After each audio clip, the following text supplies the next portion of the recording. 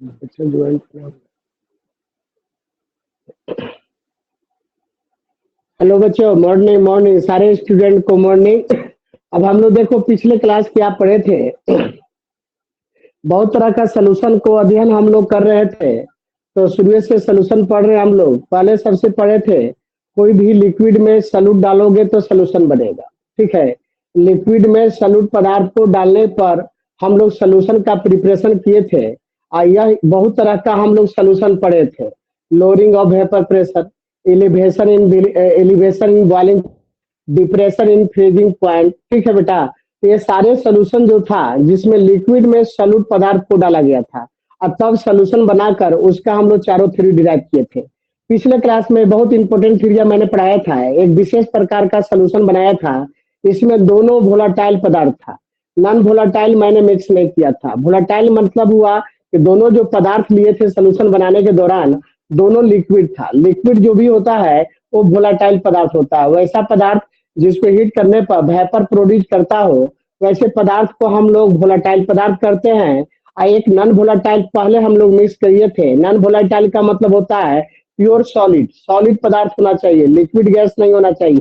Pure solid पदार्थ जो होता है उसको हीट करोगे तो उससे वेपर प्रोड्यूस नहीं होगा। तो वैसे पदार्थ को सॉलिड पदार्थ कहते हैं। और उसको अगर वेपर में प्रोड्यूस करना है तो किसी अदर लिक्विड में डिजोल्व कराना होगा, एक साथ मिलाना होगा, मिक्स करना होगा किसी के साथ, तब जाके वेपर प्रोड्यूस होगा।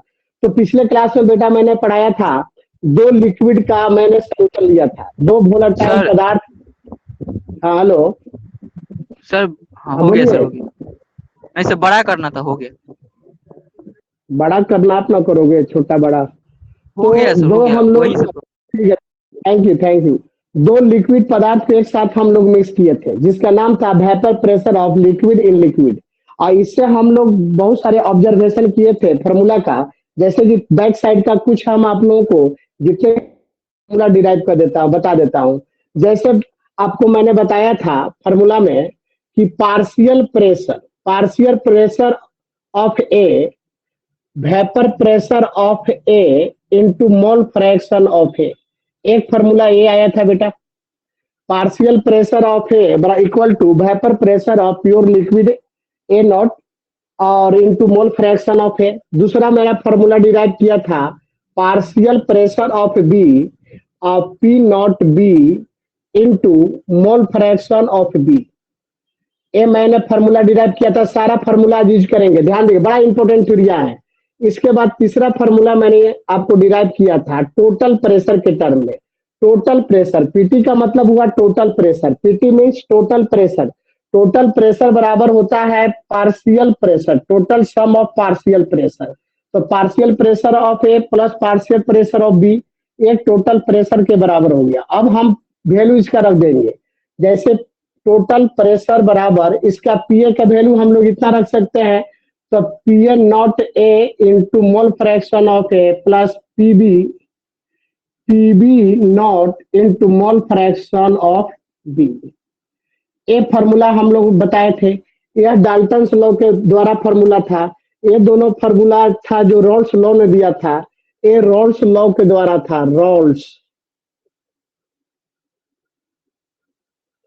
रॉल्स लॉ, रॉल्स लॉ, ये रॉल्स लॉ के द्वारा था। और ये जो फार्मूला था बेटा डाल्टन लॉ, एक और फार्मूला था डाल्टन लॉ का कि पार्शियल प्रेशर मान लो कि ये पार्शियल प्रेशर है।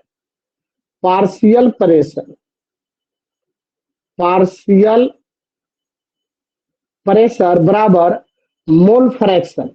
जैसे वाई से इंडिकेट किया था कोई गैस का पार्शियल प्रेशर मान लो कि O2 है, O2 का पार्शियल प्रेशर था, ऐसे लिख देता हूं partial pressure of O2 mole fraction of O2 into total pressure, into total pressure. ये भी जो दिया था डाल्टन साहब ने दिया था। ये दोनों थ्योरी जो है, दोनों फार्मूला डाल्टन साहब का दिया हुआ था। ये डाल्टन साहब ने दिया था। डाल्टन लॉ 11 में पढ़ना है गैसियस स्टेट में। यह आपका डाल्टन लॉ है।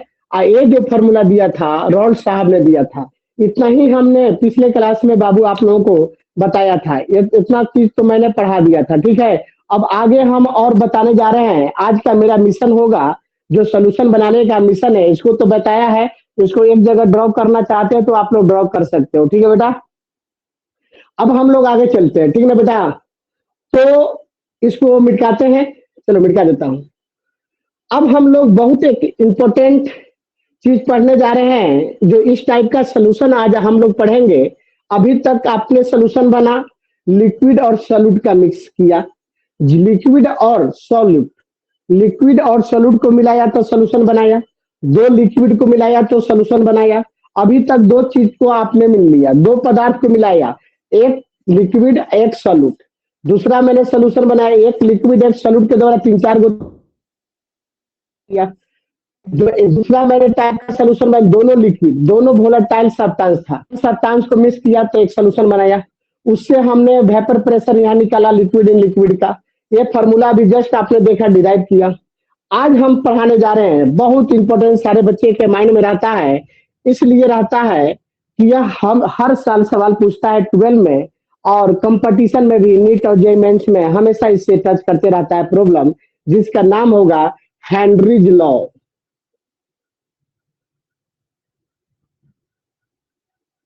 जिसका नाम है Henrys, Henry's law, Henry's law. आज हम लोग अध्ययन करेंगे Henry's law. Henry's law, Henry साहब ने क्या बोला, सुनिए ध्यान से सारे बच्चे। हेनरीज लॉ आज हम लोग अध्ययन करेंगे, इसका सारा फैक्टर अध्ययन करेंगे या हेनरीज लॉ करेंगे। इसके बाद दोनों पर प्रॉब्लम डालेंगे, लिक्विड इन लिक्विड का प्रॉब्लम होगा और हेनरीज लॉ का प्रॉब्लम होगा। दोनों का प्रॉब्लम अच्छे खासे हम प्रॉब्लम आज बनवाएंगे इसको पढ़ाने के बाद। तो हेनरीज लॉ कैसा काम किया है, हेनरी लॉ भी एक सोल्यूशन बनाया है अपने अनुसार। इन्होंने कैसा सोल्यूशन बनाया, देख सुन लो ध्यान से। कोई गैस को, हेनरी लॉ साहब ने कोई गैस को लिक्विड में सॉल्युबिलिटी करने का काम किया है, लिक्विड में डिजोल्व करने का काम किया है, ठीक है। कोई गैस को लिक्विड के अंदर डालने का काम किया है, डिजोल्व करने का काम किया है, ठीक है। अब जब कोई भी लिक्विड में, कोई भी लिक्विड में गैस को डिजोल्व करेगा तो भी एक सोल्यूशन बन जाएगा। तो लिक्विड में गैस को मिक्स किया है हेनरी साहब ने। कैसे मिक्स किया है अपने तरीका से, आज बेटा वही पढ़ना है। तो हेनरी साहब ने कहा क्या, हेनरी साहब अपने लॉ में कहा क्या, सुनिएगा ध्यान से, बड़ा इंपॉर्टेंट लॉ है।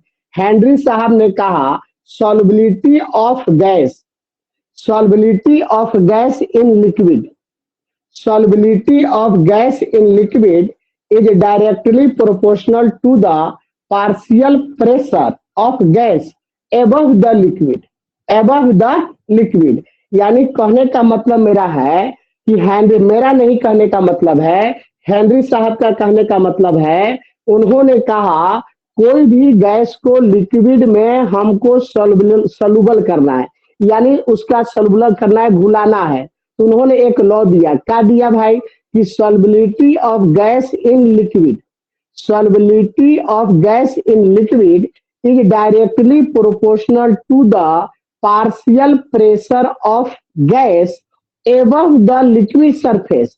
यानी कहने का मतलब हुआ, कोई भी लिक्विड है उसके ऊपर में जो पार्शियल प्रेशर डेवलप होता है, जो पार्शियल प्रेशर होगा, वो पार्शियल प्रेशर के द्वारा कोई गैस को प्रेशर, पार्शियल प्रेशर के द्वारा कोई गैस को ऊपर से लिक्विड में पुश करने का जो सॉल्युबिलिटी होगा, उसी को कहा हेनरी लॉ ने। इस तरह से गैस को मिक्स करते हैं, ठीक है बेटा। तो पहले डिफाइन कर ले, सारे बच्चे लिखे पहले, हम इसके बाद आगे बढ़ते हैं।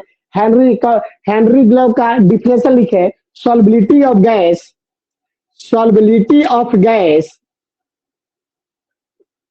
solubility, solubility of gas, of gas, solubility of gas in liquid,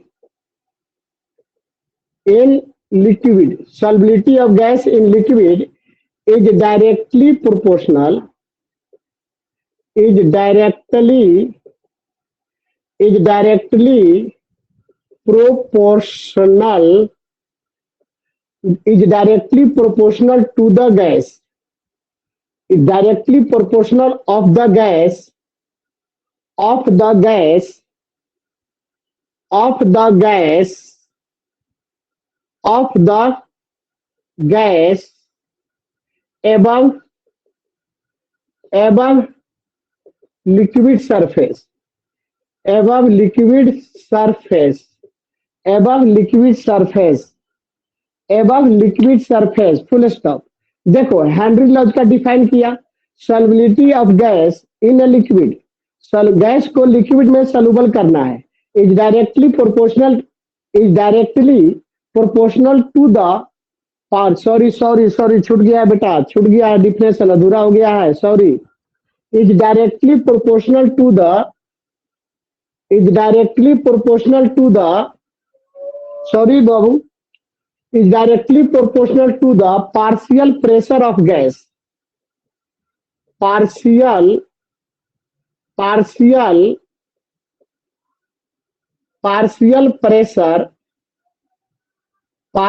pressure of gas above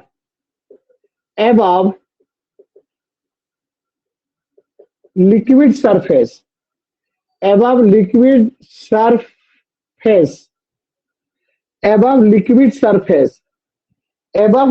surface थोड़ा एक लाइन छूट गया था बेटा।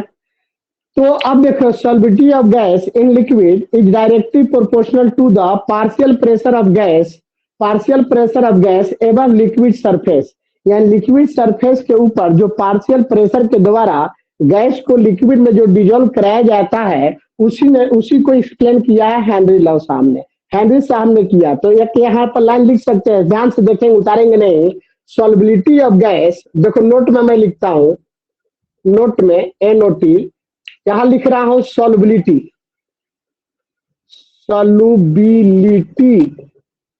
Of gas in liquid directly proportional to partial pressure of gas above liquid surface above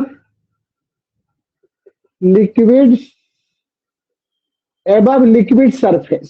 अब देखो solubility of gas in liquid, partial pressure of gas above liquid surface, यानी कहने का मतलब हुआ कि पार्शियल प्रेशर जो होगा वो डायरेक्टली प्रोपोर्शनल होगा सॉल्युबिलिटी ऑफ गैस का इन लिक्विड, मतलब जहां पर जितना पार्शियल प्रेशर डेवलप होगा, जहां पर जिस लिक्विड के ऊपर जितना पार्शियल प्रेशर डेवलप होगा उतना ही गैस जो है लिक्विड में डिजोल्व होगा। इसका मतलब यही हुआ। तो अब देखो सॉल्युबिलिटी का किस टर्म में डिजोल्व कराया है हेनरी साहब ने, उसको एक्सप्लेन कर रहे हैं। जैसे यहां लिख रहा हूं solubility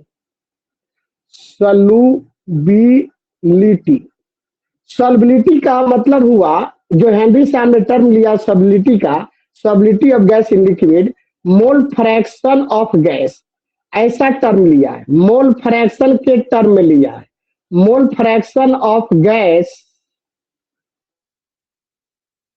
in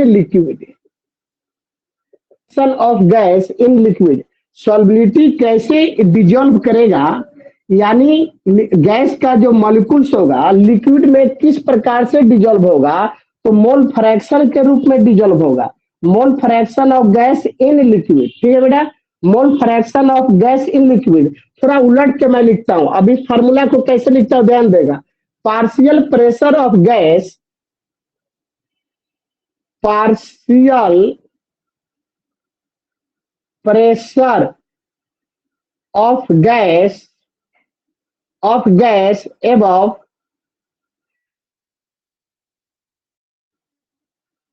liquid surface directly proportional to mole fraction of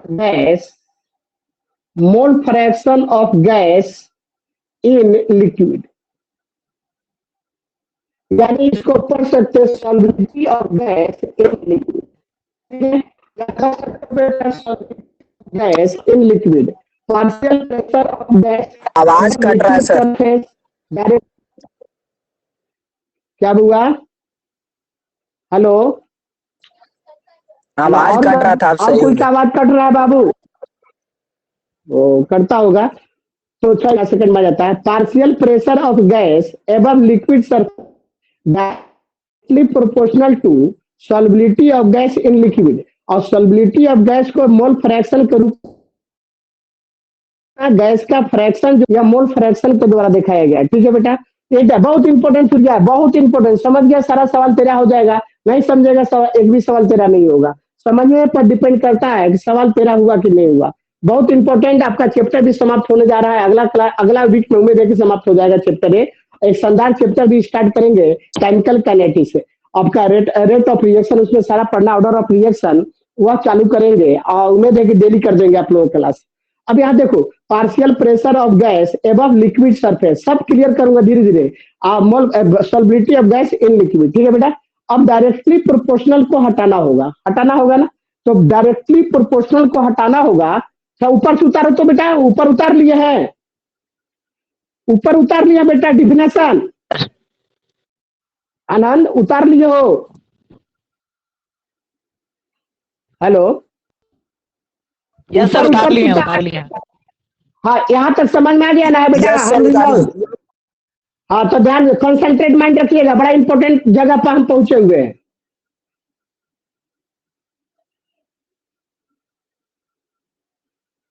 हो गया बेटा, ये होला हो गया। अब देखो यहां पर,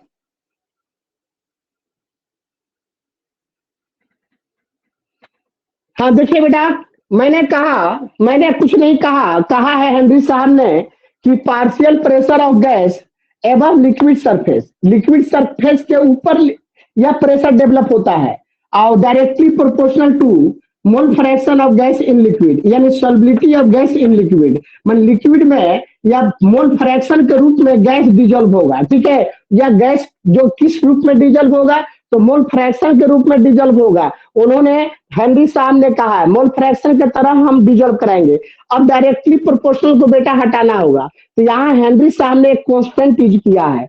डायरेक्टली प्रोपोर्शनल को हटाने के लिए हेनरी साहब ने एक कांस्टेंट यूज किया। देखो, P बराबर KH into mole fraction of gas in liquid. ये तेरा फॉर्मूला गया। हेनरी साहब ने यही इक्वेशन को डिराइव किया है। ठीक है बेटा, इसको कहते हैं partial pressure. Partial pressure of gas above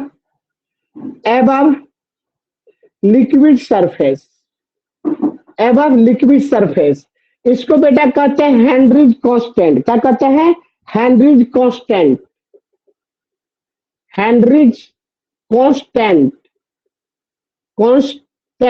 इसको हेनरी कांस्टेंट, इसको कहते हैं मोल fraction of gas in liquid. सारा क्लियर हो चुका है। अब थोड़ा आगे बढ़ते हैं, इस पर फैक्टर कैसे इफेक्ट करेगा, ध्यान दीजिएगा बेटा थोड़ा सा। अब यहां पर देखा जाए बेटा कि हमारा एक फार्मूला आ गया। फार्मूला तो मेरा यही हो गया, बहुत इंपॉर्टेंट फार्मूला। इसको आप याद रखेंगे, नहीं याद रखेंगे तो आप 4 नंबर को हो सकता है कि न्यूमेरिकल छोड़ के आ जाएंगे 12 में। और जेईई मेंस और नीट का सवाल इस पर उमझ के पूछता है। हम भी सवाल बनवाएंगे, बहुत ज्यादा मात्रा में बनवाएंगे, तो ध्यान दिया जाए। तो अब यहाँ पर देखो, जैसे हमारा फार्मूला आ गया P बराबर KH into mole fraction of gas in liquid. ये माइंड में होना चाहिए, ये mole fraction gas in liquid, mole fraction निकालना होगा।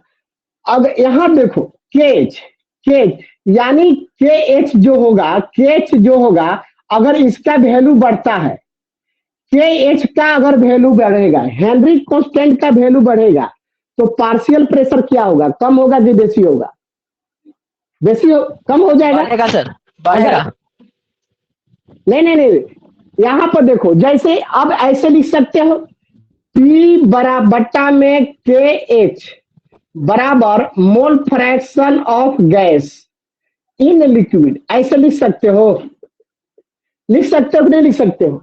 अब के एच का वैल्यू अगर बढ़ता यस है, सर।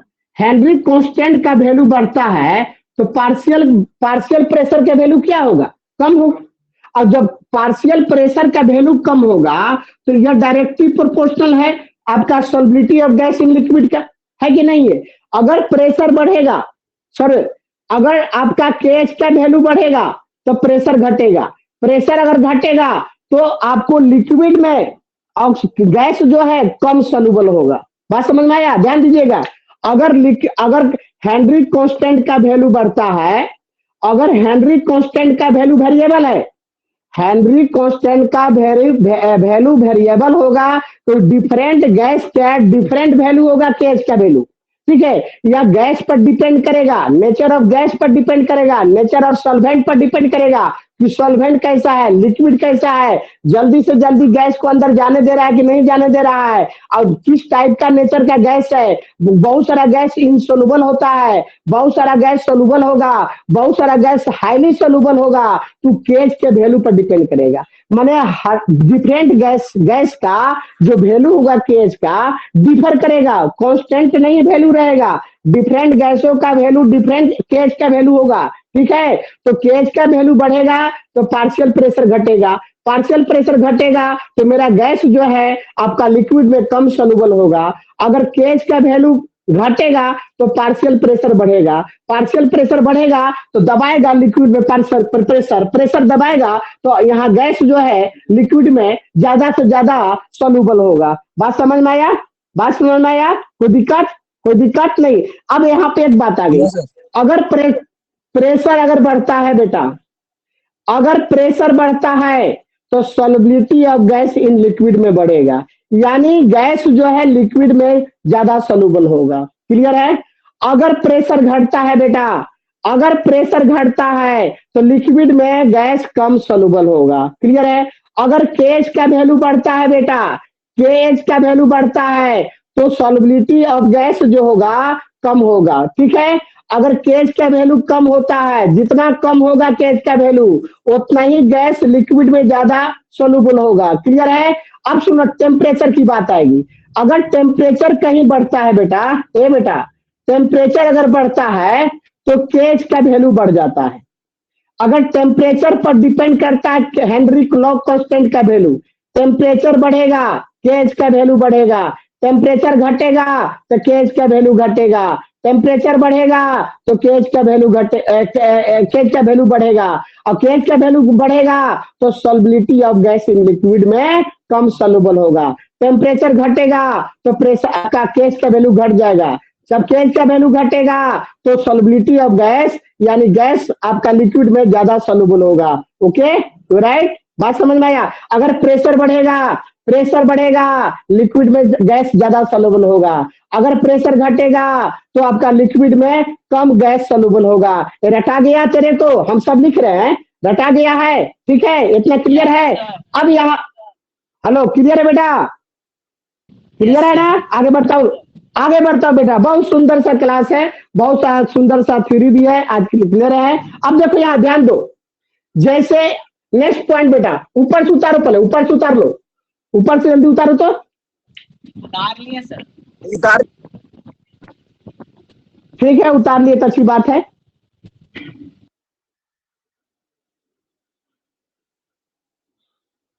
उतार लिए बाबू।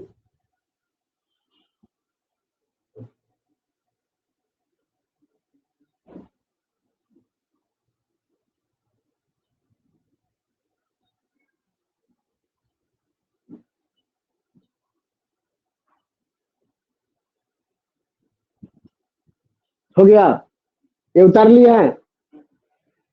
अब देखो यहाँ पे बेटा, यहाँ देखिए ध्यान से,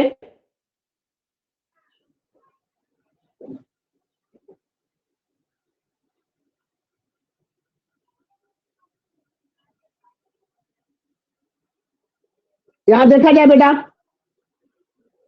देखो यहाँ पर जैसे आपका अगला पॉइंट यूनिट ऑफ के एच, केज का यूनिट क्या होगा, तो केज बराबर क्या होगा, पी बटा में mole fraction of gas in liquid, यही ना आएगा।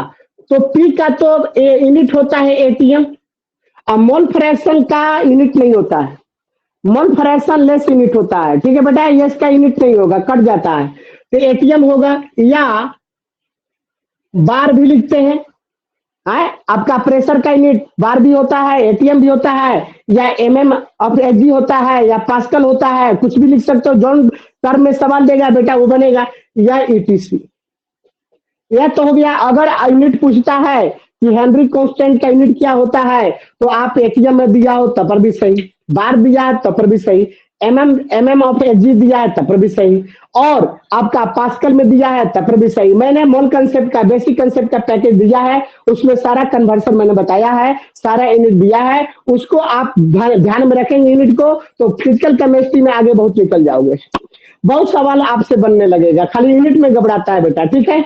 अब देखो अगला पॉइंट के एच, अगला पॉइंट के एच, के एच डिपेंड, के H depend on, depends on nature of gas, nature of gas and nature of solvent, nature of solvent, यानी पीएच केएच का वैल्यू जो है नेचर ऑफ गैस, गैस पर डिपेंड करेगा, और नेचर ऑफ सॉल्वेंट पर depend करेगा, दोनों पर डिपेंड करेगा। बात समझ में आया? आपका हेनरी लॉ कांस्टेंट का वैल्यू नेचर ऑफ गैस पर डिपेंड करेगा बेटा, और नेचर ऑफ सॉल्वेंट पर डिपेंड करेगा, ध्यान में रखना। अगला पॉइंट मैं लिखवाने जा रहा हूं, के एच फॉर डिफरेंट गैसेज, के H for different gases, different gases in liquid, in liquid at 20 degree C, 20 degree C पर, यानी केस का जो वैल्यू होता है डिफरेंट गैस के लिए डिफरेंट होता है। जैसे देखो यहां देखो, ध्यान से देखना, ध्यान से देखना, सवाल रहेगा। जैसे यहां केस का वैल्यू, के एच का वैल्यू यहां लिख रहा हूं गैस, गैस, चलो अब केस का वैल्यू 140 हीलियम गैस के लिए होता है। जब हीलियम गैस होगा, जब लिक्विड में हीलियम गैस को डिजोल्व कराना चाहेंगे तो केस का वैल्यू होगा 140, ठीक है। 75 75 H2 गैस, अगर हाइड्रोजन गैस होगा तो केस का वैल्यू होगा 75, ठीक है बेटा, केस का वैल्यू होता है 75, ये ऑब्जर्व किया गया है बाय एक्सपेरिमेंटली। अगर केस का वैल्यू 140 से रहेगा तो हीलियम गैस होगा, अगर केस का वैल्यू 75 होगा तो हाइड्रोजन गैस होगा, अगर केस का वैल्यू बेटा 35 हो गया, मान लो 35 हो गया, तो अब यहां पर ऑक्सीजन गैस हो जाएगा। क्या हो जाएगा? ऑक्सीजन गैस हो गया। क्या हो गया बुआ? ऑक्सीजन गैस के लिए केस का वैल्यू 35 होता है। हम क्या यहां से रिजल्ट निकालने के लिए कोशिश कर रहे हैं, उस रिजल्ट पर ध्यान देना। अब देखो अगर यहां पर केस का वैल्यू बहुत ज्यादा है कि नहीं है, या हीलियम गैस के लिए केस का वैल्यू बहुत ज्यादा है कि नहीं है, बोलो बोलो। जब केस का वैल्यू हीलियम गैस के लिए बहुत ज्यादा है तो हीलियम गैस जो है लिक्विड में बहुत कम सोलूबल होगा, या आप कह सकते हैं एज ए कंपेरिजन की बात किया जाए, एज ए कंपेरिजन हो सकता है इससे भी किसी का और ज्यादा हो, उससे हमको मतलब नहीं है। यहाँ पर जो रिजल्ट है उसके अनुसार कंपेरिजन कर रहा हूं। हीलियम गैस का केस का वैल्यू ज्यादा है, इसका मतलब केस का वैल्यू ज्यादा है तो लिक्विड के सरफेस पर प्रेशर बहुत कम डेवलप होगा, और जब कम डेवलप होगा तो हीलियम गैस लिक्विड में कम जाके डिजल्व होगा। यानी आप कह सकते हैं हीलियम जो है इस कंपेरिजन करोगे तो इनसॉल्युबल होगा, इनसॉल्युबल इन लिक्विड, मान लिया जाए कंपेरिजन में इनसॉल्युबल इन लिक्विड। क्लियर है बेटा कि यह बहुत कम सॉल्युबल होगा, या पार्शियली सॉल्युबल कह सकते हो, बहुत लेस सॉल्युबल कर सकते हो, क्योंकि केएच का वैल्यू ज्यादा है। अगर हाइड्रोजन गैस के लिए केएच का वैल्यू 75 हुआ तो आप इसके बारे में कह सकते हो सॉल्युबल इन लिक्विड में सॉल्युबल होगा, इसके कंपेरिजन में ज्यादा सॉल्युबल होगा। ऑक्सीजन का केएच का वैल्यू 35 है बेटा, सबसे कम तीनों में यही है। एक मतलब ऑक्सीजन जो है highly soluble in liquid, water में ज्यादा ऑक्सीजन होगा, रहता ही है, ठीक है। तो इसको कह सकते हो हाईली सोलुबल इन लिक्विड। अगर तीनों गैस का हम कंपेरिजन करें बेटा, तो सबसे ज्यादा सोलुबल तेरा क्या है, ऑक्सीजन है। क्यों है कि केएच का वैल्यू कम है, अब केएच का वैल्यू कम होगा तो प्रेशर ज्यादा डेवलप होगा लिक्विड के सरफेस पर। अब ज्यादा डेवलप होगा, ज्यादा कस के दबाएगा प्रेशर से, तो वह लिक्विड ज्यादा सोलुबल हो जाएगा गैस के अंदर, वह लिक्विड में ज्यादा चला जाएगा। बात समझ में आया? बात समझ में आया बेटा? सर बात समझ में आ गया? हाँ बोलो। सर 120 डिग्री सेल्सियस पर क्यों लिखे सर, वो समझ में नहीं आया। टेम्परेचर, टेम्परेचर पर केएच का वैल्यू डिपेंड करता है कि नहीं करता? अभी नहीं बताया? टेम्परेचर बढ़ेगा तो केएच का वैल्यू बढ़ेगा, टेम्परेचर घटेगा तो केएच का वैल्यू घटेगा। बोला कि नहीं बोला? Hello? Yes sir, yes sir, yes sir.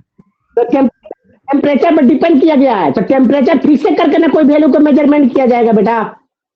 समझ में आई?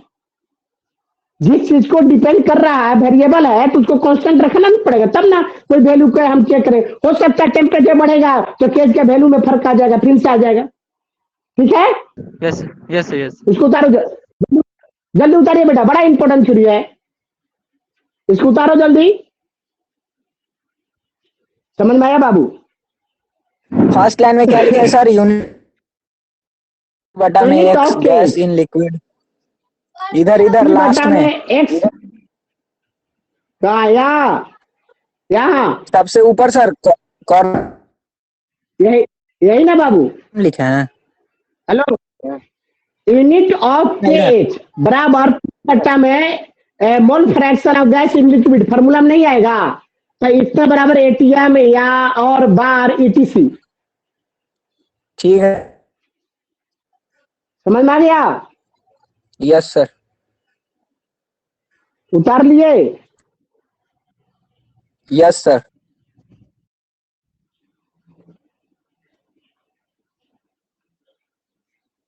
दिखा दे बाबू।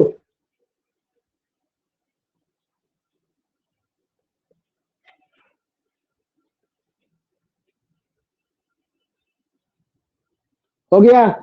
आए? अब देखो यह किस किस पर डिपेंड करेगा। जैसे यहां देखो बेटा, मैंने जैसे बताया है, एक भी सवाल नहीं छूटेगा, पढ़ लिया ध्यान से तो ऐसे 12 के लिए काफी हो गया। बहुत डेप पढ़ाया है चैप्टर को, इसलिए ज्यादा बहुत टाइम लगा है। अब देखो बेटा यहां पर जैसे यहां समझा जाए कि अगर के एच का वैल्यू,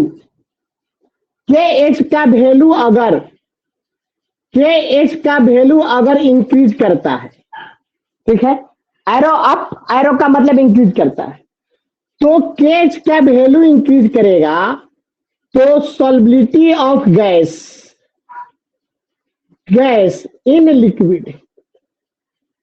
इन लिक्विड क्या होगा? डिक्रीज करेगा।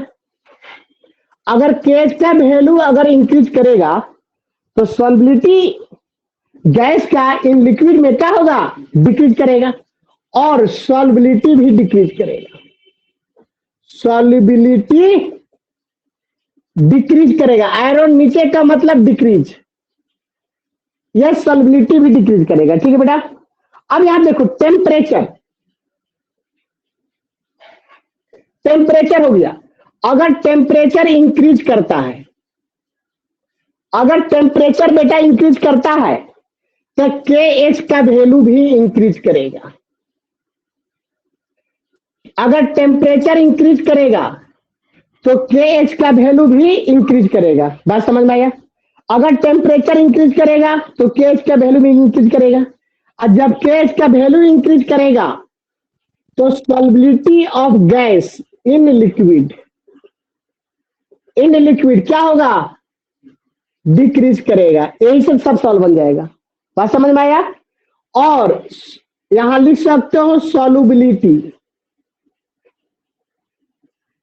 सॉल्बिलिटी क्या हो जाएगा, नीचे लिख देता हूं, डिक्रीज कर जाएगा, सॉल्बिलिटी भी डिक्रीज कर जाएगा, टेम्परेचर इंक्रीज करेगा, हेनरी लॉ कांस्टेंट का वैल्यू इंक्रीज कर जाएगा, तो पार्शियल प्रेशर कम हो जाएगा, पार्शियल प्रेशर कम हो जाएगा तो गैस में लिक्विड में गैस कम सोलूबल होगा। क्लियर है। एक एग्जांपल इसका सबसे मस्त एग्जांपल है, वर्ल्ड का सबसे फेमस एग्जांपल, सुनिएगा ध्यान से, ध्यान से सुनिएगा एग्जांपल इसका एक बता रहा हूं अभी, सिंपल एग्जांपल एक आपको बताने जा रहा हूं, ठीक है। Aquatic animal, aquatic animal comfortable in cold water, यानी एग्जांपल है बेटा बड़ा famous, aquatic animal, aquatic animal, animal comfortable, comfortable, comfortable in cold water, cold water, यानी कहने का मतलब इक्वेटिक एनिमल माने फिश, फिश माने मछली, FISH, फिश, फिश मीन्स मछली, मछली, फिश मीन्स मछली। अब देखिए मछली जो होता है, यानी फिश ऐसे ना, फिश मछली जो होता है बेटा, कोल्ड वाटर में बड़ा कंफर्टेबल महसूस कर रहा है, महसूस करता है। क्या कारण है, कारण यही है, सुनिएगा ध्यान से, जो एनिमल जो होता है, एक्वेटिक एनिमल, जो पानी में रहने वाला एनिमल रहता है, पानी में हमेशा रहता है, वो कंफर्टेबल महसूस करता है। कारण है क्या, कि जब पानी में जाओगे तब टेम्परेचर घट जाता है, पानी में कोल्ड वाटर में टेम्परेचर क्या कर गया, डिक्रीज कर जाता है। जब टेम्परेचर डिक्रीज कर जाता है डीप वाटर में, जब डीप वाटर में जाओगे, जब पानी में जाओगे तो टेम्परेचर डिक्रीज कर जाएगा, टेम्परेचर डिक्रीज कर जाएगा तो प्रेशर बढ़ जाता होगा, इन्वर्सली प्रोपोर्शनल होता है। टेम्परेचर डिक्रीज किया या प्रेशर डेवलप हो गया, प्रेशर ज्यादा बढ़ गया, जब प्रेशर बढ़ेगा तो जो पानी में ऑक्सीजन गैस होंगे, जो ऑक्सीजन होंगे, नाइट्रोजन होंगे, बहुत सारे उसमें गैस मिले रहते हैं, ज्यादा सोलूबल होगा, ऑक्सीजन ज्यादा मछली ले, ऑक्सीजन ज्यादा। देखिए कोरोना या है, कोरोना मीन्स क्या हुआ, कोरोना में लोग कैसे मर रहे हैं, ऑक्सीजन नहीं मिल रहा है, हमारी बॉडी जो है सफिशिएंट ऑक्सीजन सप्लाई नहीं कर पा रही है, फेफड़ा मान का अटैक कर जा रहा है, ऑक्सीजन पर प्रॉब्लम का अटैक कर जा रहा है, ऑक्सीजन नहीं मिल रहा है, अब बका दे रहा, हाँ हाँ ऐसे करना शुरू कर दे रहा है बेटा, वो क्या कर रहा है, ऑक्सीजन की कमी से, ऑक्सीजन जितना मानव को मिलना चाहिए ऑक्सीजन नहीं मिल पा रहा है, ऑक्सीजन नहीं मिल पा रहा है, अनकंफर्टेबल महसूस कर रहा है, जब अनकंफर्टेबल महसूस कर रहा है, सिलेंडर ऑक्सीजन का लगाया जा रहा है, अगर ऑक्सीजन अगर बढ़ गया लेवल तब तो धीरे धीरे कंफर्टेबल महसूस करेगा, अब ऑक्सीजन का लेवल नहीं बढ़ा, घटते रह गया, घटते रह गया, घटते रह गया, घटते रह गया, तो गॉड का प्यारे, यानी वह चला डेड हो जा रहा है। आज तो पूरा दुनिया तबाह है ऑक्सीजन के बिना, ना पूरा दुनिया तबाह है, पूरे दुनिया में महामारी फैल चुका है, आज नाम है कोरोना। ठीक है बेटा, तो ऑक्सीजन कैसे लेवल बढ़ाया जाए, आज वही आज मेरा सब्जेक्ट है कि ऑक्सीजन का लेवल कैसे बढ़ता है। तो एक्वेटिक एनिमल जो होता है, जब वाटर में रहता है, कोल्ड वाटर में, ठंडे वाटर में, टेम्परेचर डिक्रीज कर जाता है, टेम्परेचर फॉल्स हो जाता है, और टेम्परेचर फॉल्स होने के कारण वहां का प्रेशर बढ़ जाता है, और जब प्रेशर बढ़ेगा तो ऑक्सीजन जो है लिक्विड में, ऑक्सीजन जो वहां है मछली के अंदर ज्यादा डिजोल्व होने लगेगा, मछली ऑक्सीजन ज्यादा प्रोड्यूस एक्सेप्ट ऑब्जर्व करना लगेगा, और जब ज्यादा ऑब्जर्व करेगा तो मछली कंफर्टेबल महसूस करेगा। यू राइट, बात समझ में आया, बस इसका एप्लीकेशन देखो, इसका एप्लीकेशन क्या, सुन लो ध्यान से, सुन भाई कुछ सवाल बताता है, ध्यान से सुनिए। एक इसका एप्लीकेशन में एक पहला हो गया, दूसरा एग्जांपल देखो बेटा, एक तो पहला हो गया ये हीरो लोग, देखो हीरो लोग, ये application of Henry's law, application इसको उतारो, पहले इसको उतारो, फिर उतारो,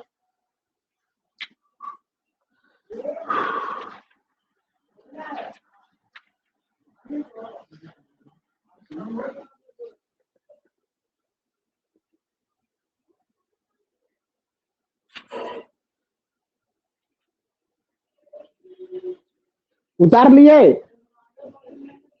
उतारो बाबू।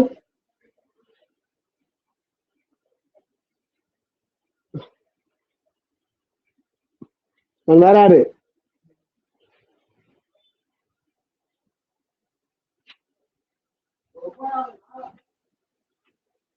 उतार लिए विष्णु? यस सर, उतार लिए। विष्णु उतार लिए? यस सर, उतार लिए। चलो आगे बढ़ते हैं, आगे बढ़े ना। एक सवाल पहले इसका देखो, एक दो सवाल देखते हैं, तब एप्लीकेशन ऑफ हेनरी लॉ बनाता हूं। एक दो को सवाल देखता हूं बेटा।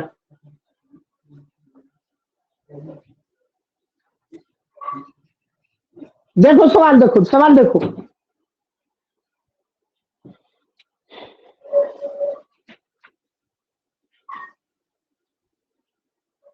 एक सवाल लिखता है example 1,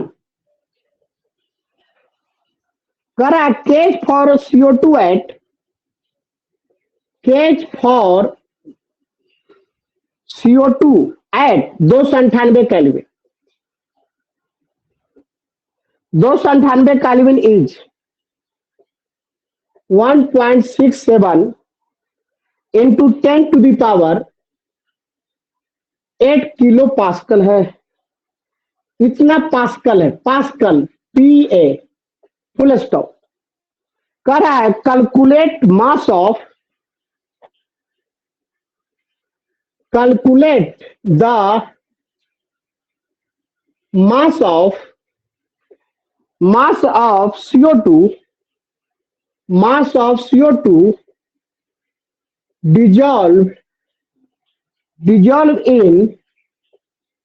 dissolve in 500 millilitre, 500 millilitre soda.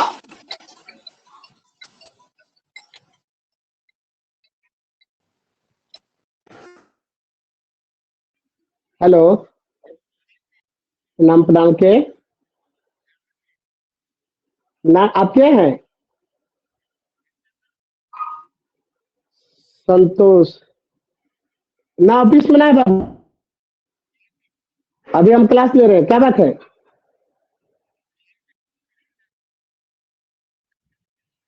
ओ हम क्लास, क्या कुछ बोलो, जल्दी बोलो, क्लास ऑनलाइन पढ़ा रहे हैं, ऑनलाइन में है।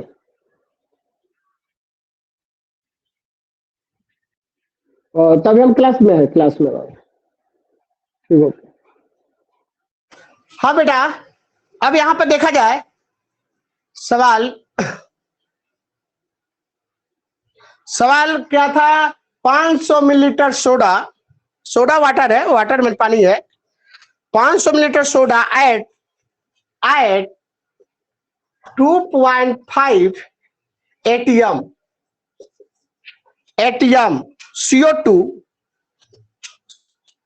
CO2 pressure 298 kelvin. CO2 pressure at 298 kelvin. अब यहां देखो बेटा, कैलकुलेटर कहिए, कैलकुलेटर। अब यहां पर देखा जाए, सवाल बनाया जाए, देखो ये बोर्ड पर देखो, कह रहा है KH for CO2 at 298 kelvin, यानी हेनरी लॉ कांस्टेंट का वैल्यू दिया हुआ है। हेनरी लॉ कांस्टेंट का वैल्यू दे दिया बेटा, यानी KH का वैल्यू दे दिया। ऐसे ही आप कैलकुलेट कर ले, बाहर निकाल ले, 1.67 into 10 to the power 8 pascal दे दिया। केज का वैल्यू दे दिया है, ठीक है, केज का वैल्यू दिया है 1.67 into 10 to the power 8 pascal दे दिया है। अब कह रहा है calculate the mass of CO2, यानी कार्बन डाइऑक्साइड का मास निकालना है, डिजॉल्व इन इतना मिलीलीटर सोडा वाटर, यानी इतना लिक्विड मिलीलीटर में दिया है।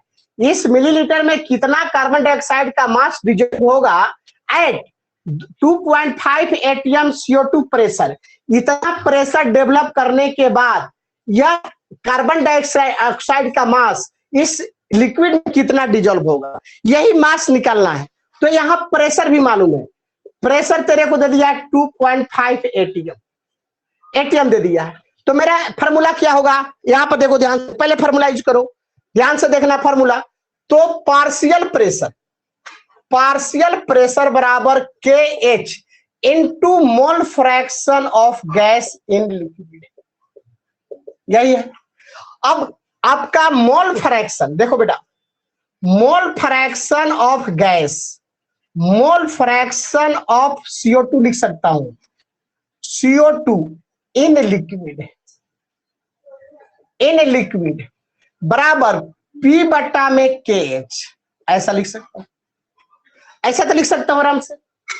तो अब लिख सकता हूं मोल फ्रैक्शन ऑफ CO2, इसके जगह पर मैं लिख सकता हूं इतने जगह पर मोल फ्रैक्शन CO2 गैस का, तो यहां पर होगा मोल ऑफ CO2, अब बट्टा में होगा फ्रैक्शन में mole of CO2 plus mole of water, क्योंकि लिक्विड क्या है, वाटर है। आपको जिसका मोल फ्रैक्शन निकालना है उसके मोल में total number of mole of solution से डिवाइड करेंगे, ठीक है। तो यहाँ लिक्विड क्या है, वाटर है, वाटर ले लिया, बराबर कर देता हूं बेटा, ध्यान दो यहां पर हो जाएगा P का वैल्यू दिया हुआ, कितना दिया 2.5 और एटीएम दिया था, एटीएम को तुम पास्कल में बदल लो, इतना एटीएम बराबर हो जाएगा 2.5 इंटू 1.01 इंटू 10⁵ पास्कल, क्योंकि 1 एटीएम बराबर होता है 1 एटीएम बराबर होता है 1 एटीएम बराबर 1.01 इंटू 10⁵ पास्कल।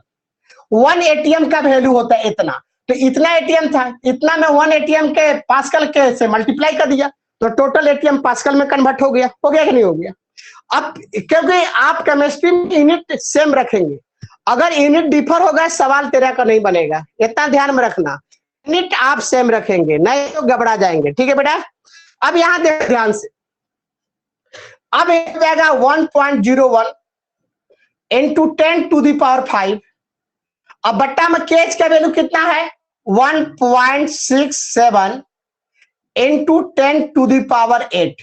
चलो इसको आप कर सकते हो। अब यहां देखो, यहां करते हैं क्या, यहां देखो, यहां दिया है लिक्विड, क्या दिया है, यहां देखो लिक्विड 500 मिलीलीटर, 500 मिलीलीटर दिया है, ठीक है। इसको ग्राम में बदलना होगा तो 500 ग्राम हो जाएगा, 500 ग्राम हो जाएगा। कैसे हुआ होगा कि वाटर का जो डेंसिटी होता है, वाटर का जो डेंसिटी होता है ए बेटा, वाटर का डेंसिटी 1 ग्राम पर मिलीलीटर होता है, ठीक है, 1 ग्राम पर सीसी का हो या 1 लीटर, और डेंसिटी वाटर का डेंसिटी 1 ग्राम पर मिलीलीटर होता है, ये अंडरस्टूड होता है बेटा, ये ऑलवेज ये वैल्यू होगा वाटर के लिए।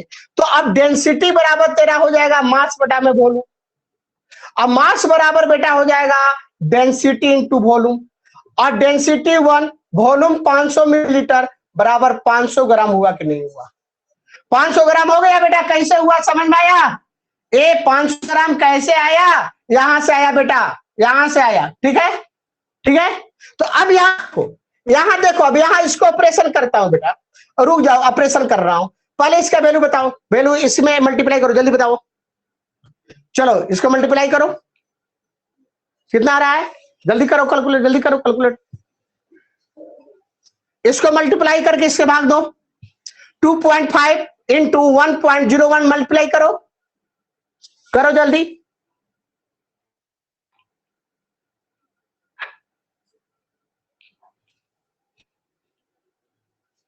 बताओ बताओ, इतना में इतना मल्टीप्लाई, इतना भाग दो, ये छोड़ो ना, ये छोड़ो, 10 अलग छोड़ो, मल्टीप्लाई करो, ऐसे भाग दो, इतना करो जल्दी। अरे गधा है तो साफा कंपनी के, 1.5। अब देखो इतना से इतना मल्टीप्लाई करोगे, इतना से भाग देगा तो 1.5 1 हो 1, आई 10 टू माइनस में हो जाएगा, और 8 10⁵ और -8 तो -3 बच जाएगा, बचेगा, इतना वैल्यू आएगा, इतना आ जाएगा। तो अब देखो ए आपका आ गया इतना बराबर इतना, मोल fraction of mole of CO2 और NCO2 प्लस N वाटर बराबर आ जाएगा 1.51 इंटू 10⁻⁻3। अब कैसे इसका सवाल आगे बढ़ेंगे, देखो इसका जो मोल फ्रैक्शन निकला है और यहाँ जो वैल्यू आया है तो 1000 से डिवाइड करोगे, जब 1000 से डिवाइड करोगे यहाँ पर तो और 0.001 आ जाएगा, यानी इसका मोल फ्रैक्शन जो कार्बन डाइऑक्साइड का जो मोल फ्रैक्शन आया है, वैल्यू जो आया है एकदम नेग्लिजिबल के बराबर है, बहुत कम वैल्यू आया है इसके, कि कार्बन डाइऑक्साइड जो है वह सॉल्युबल होगा। अगर इसका मोल फ्रैक्शन का वैल्यू बहुत बेटा कम आया है, इसका मोल फ्रैक्शन का वैल्यू कार्बन डाइऑक्साइड का मोल फ्रैक्शन का वैल्यू बहुत कम, इसका मतलब हुआ कि कार्बन डाइऑक्साइड वाटर में सॉल्युबल, क्लियर है, कम सॉल्युबल होगा, क्लियर है, क्लियर, ऊपर उतार लिए हो, ऊपर उतर गया है, बोलो ऊपर उतर गया बाबू, कोई लड़का है, यस सर, यस सर। ऊपर उतर गया हो, चलो नहीं बोल रहा, यहां पर देखा जाए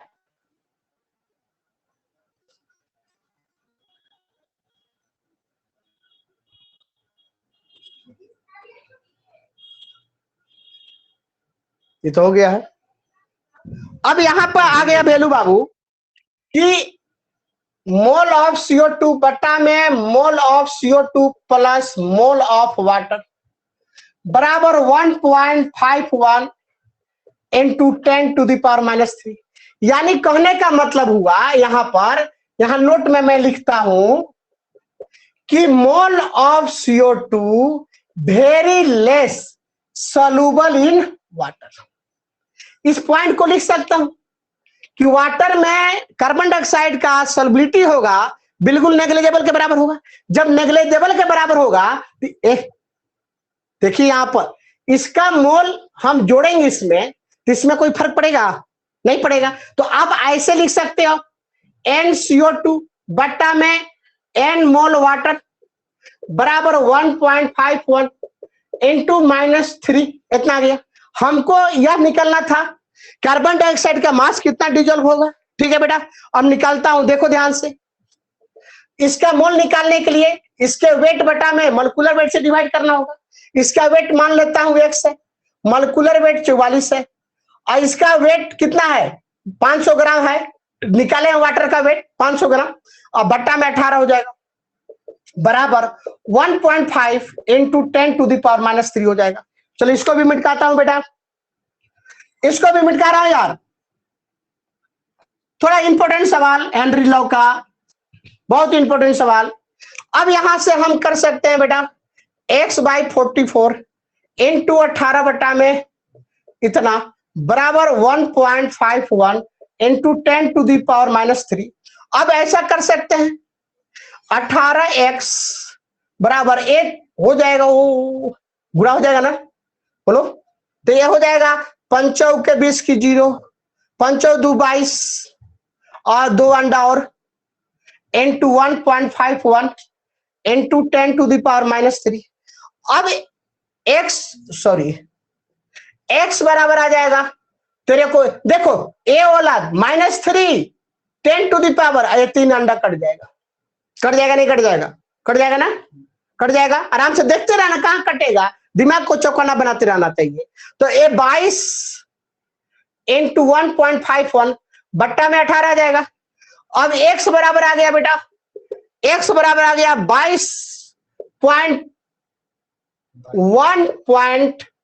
22 इंटू 1.51 बाई 18, चलो कैलकुलेट करो, कैलकुलेट करो, इसमें मल्टीप्लाई करो, 22 में 1.51 से मल्टीप्लाई करके 18 से डिवाइड करो,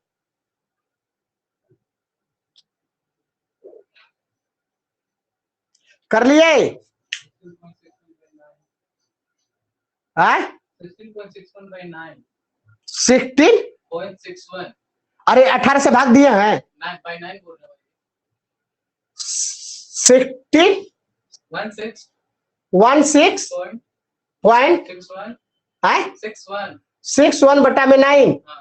चलो अब बताओ, भाग दो, 9 से भाग दो जल्दी, 9 से भाग दे दी जल्दी बाबू। 1.78 आएगा, इसलिए आएगा। अरे करो ना, उससे जल्दी करो ना। 1.78 आएगा।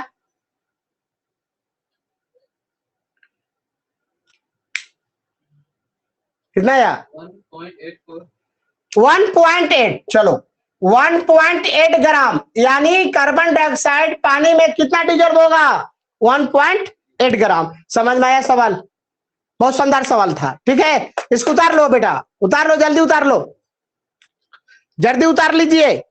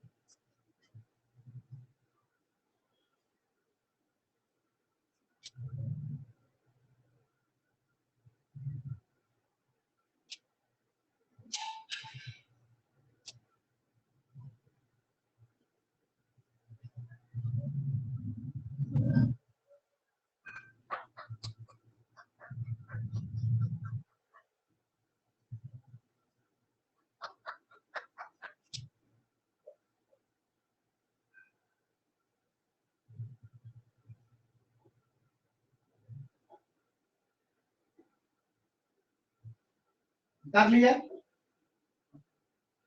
उतार लिए बुआ। एक और सवाल देखते हैं। Yes sir. हेनरी क्लब का एक और सवाल बेटा, मिटकाता हूं। सारे लोग समझ में आ रहा है ना बाबू?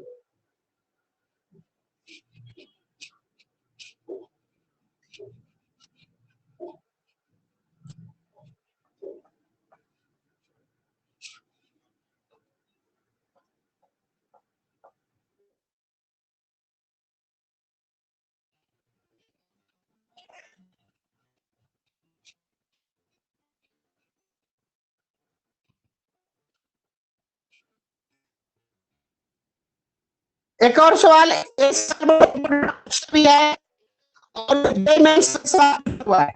सर आवाज नहीं आ रहा है, Assignments का आवाज सवाल है बहुत, बेटा। आवाज रुका हुआ है सर, आवाज नहीं आ रहा है।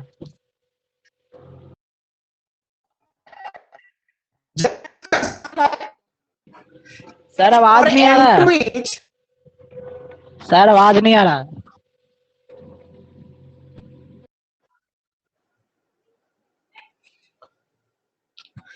सवाल है बाबू, example number second, case for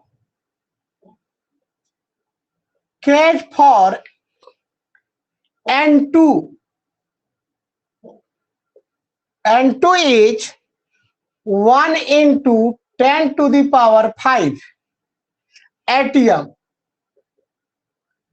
eight 298 kelvin the mole fraction of N2 in air, the mole fraction of N2 in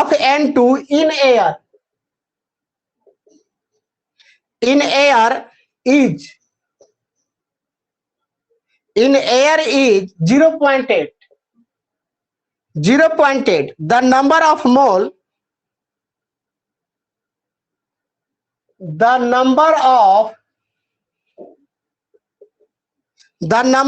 mole of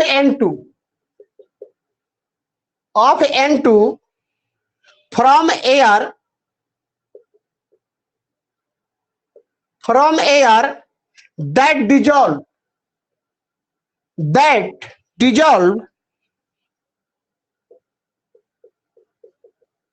that dissolve in 10 moles water at 298 Kelvin and 5 atm pressure R,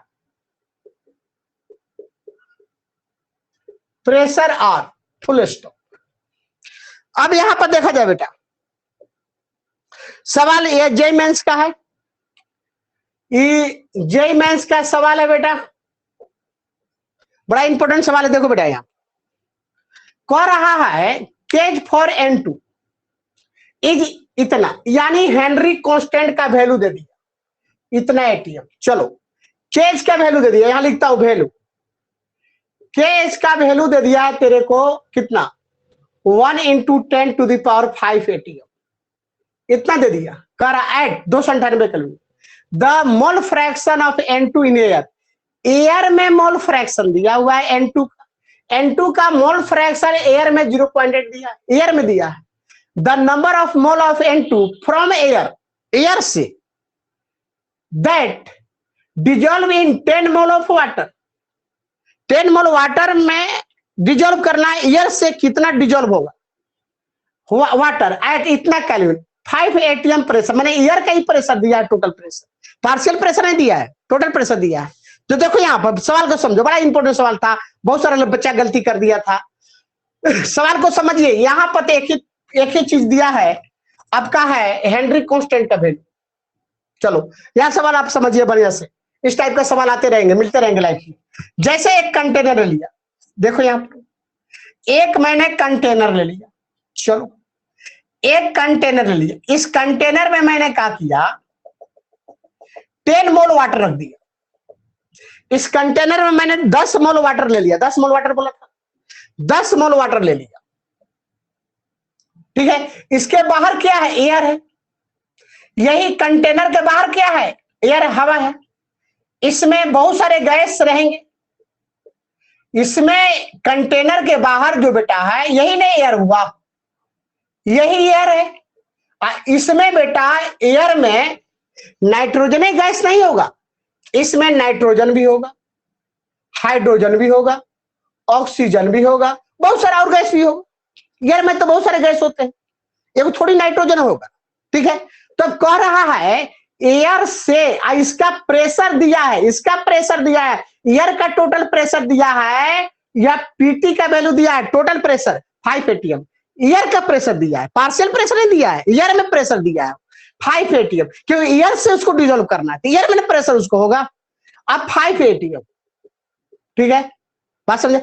अब यह air से 5 atm का जो pressure है, air में किसी एक का प्रेशर नहीं है, एयर में बहुत सारा गैस है, ये सारे गैस का टोटल गैस का प्रेशर है partial pressure, total partial pressure of all gases is equal to इतना, एक का नहीं है, ठीक है, एक का पार्शियल प्रेशर बेटा नहीं है, ये सारे गैस का टोटल प्रेशर दे दिया। तो इतना प्रेशर में ए भी आएगा, ए भी आएगा, ए भी आएगा, ऑक्सीजन भी डिजॉल्व होगा, नाइट्रोजन भी होगा, हाइड्रोजन भी होगा और अदर भी होगा।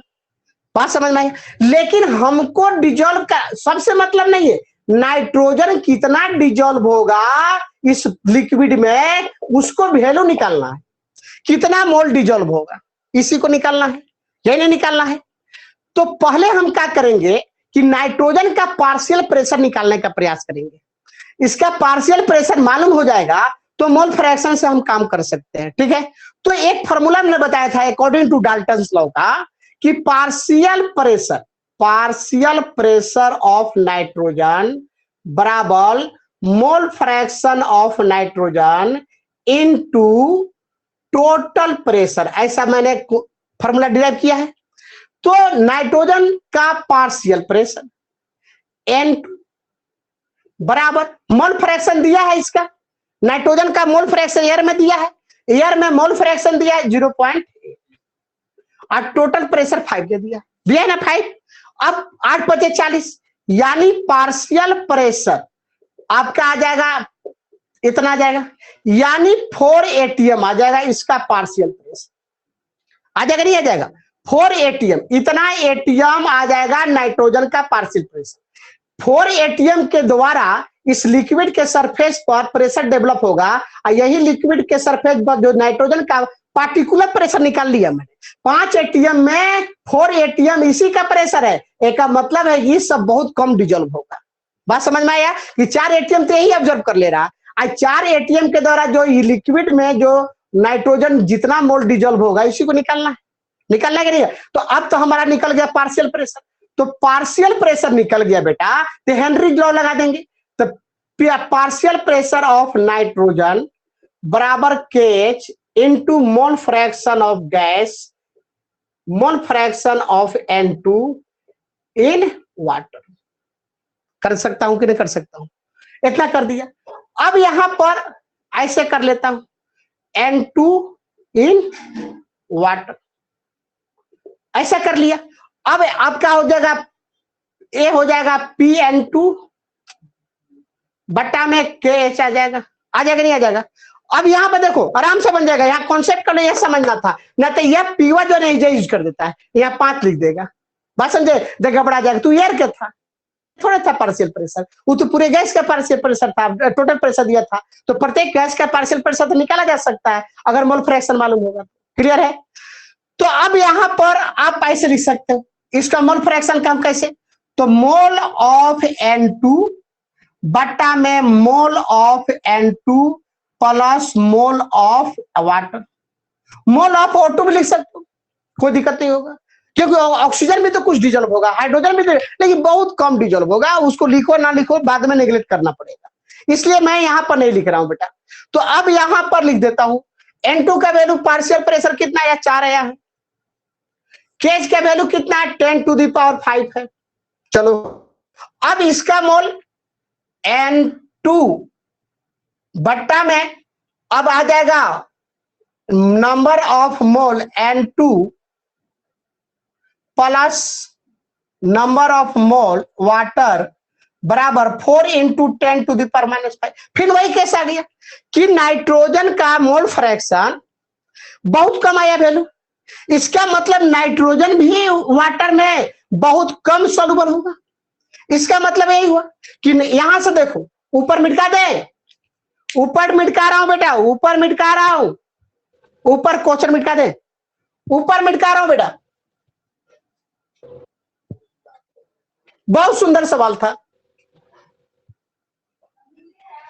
अब यहां से मतलब हुआ, यहां का मतलब हुआ कि नाइट्रोजन गैस जो है, नाइट्रोजन गैस जो है बहुत लेस सॉल्युबल इन वाटर, बहुत लेस सॉल्युबल होगा। बोलो यार, होगा कि नहीं होगा?